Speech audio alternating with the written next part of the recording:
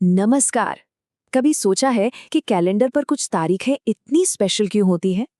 वो सिर्फ छुट्टियां नहीं होती। आज हम यही समझेंगे कि दुनिया भर में जो ये खास दिन मनाए जाते हैं, उनका असली मतलब क्या है और वो हमें हमारे साझा लक्ष्यों की याद कैसे दिलाते हैं।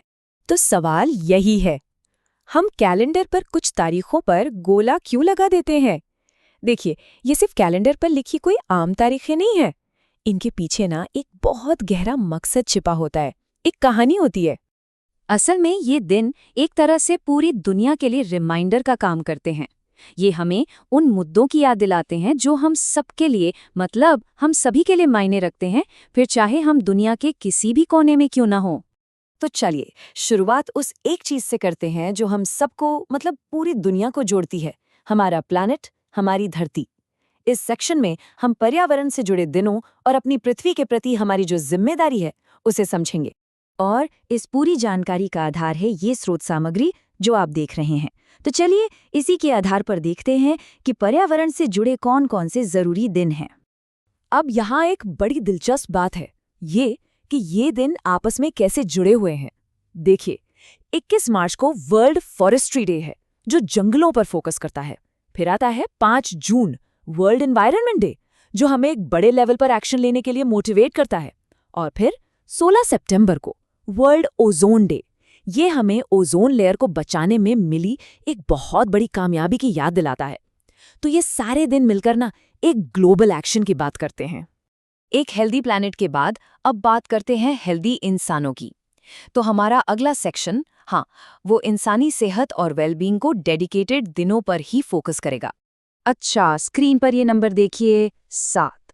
अब ये सिर्फ एक नंबर नहीं है, ये अप्रैल की वो तारीख है जब हम अपनी सबसे कीमती चीज़ यानी हमारी सेहत का जश्न मनाते हैं।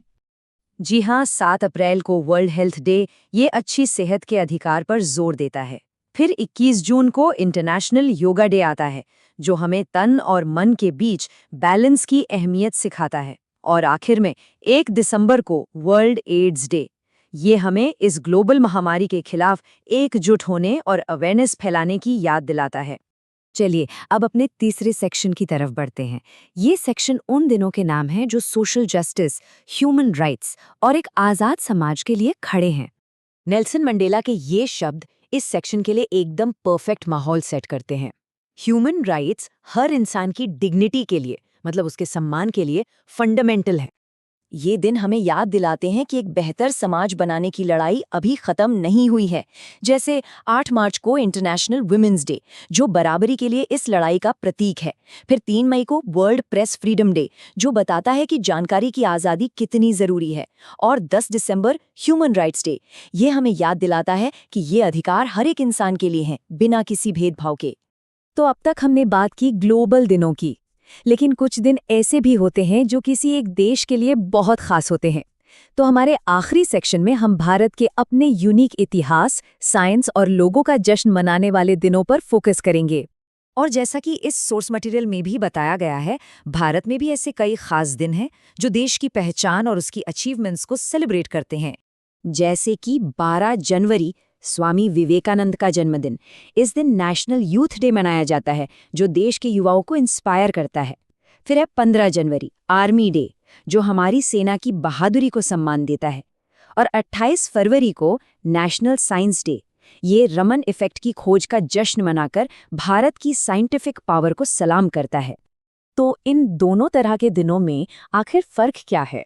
देखिए, जो इंटरनेशनल डेज होते हैं वो ग्लोबल मुद्दों पर, जैसे एनवायरनमेंट या हेल्थ पर फोकस करते हैं और पूरी दुनिया को एक साथ लाते हैं।